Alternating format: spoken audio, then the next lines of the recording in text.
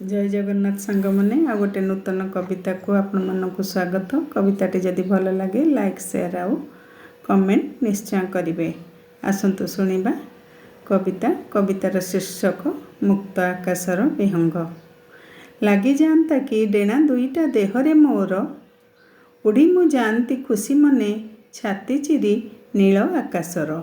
नथांता शुणिबाकू कटु भर्सना कि निंदा कहार, कि नथांता नाली आखि देखि डरिबाकू प्रिय मनीषर।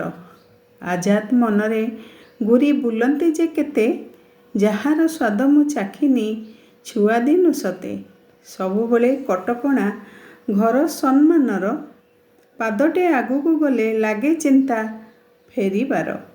बोऊ कुहे झीटे तू हाते मापी चाखंडे चलिबू, ता कथार मान रखी भूलीगली घरू बाहरिबाकू।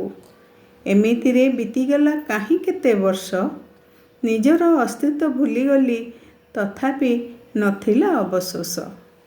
भल बहु भल स्त्री भल माँ हबा पाई खटिली बहुत, तथापि संतुष्ट करि पारिलिनी काहाकू, निंदा जे पाइली अशेष।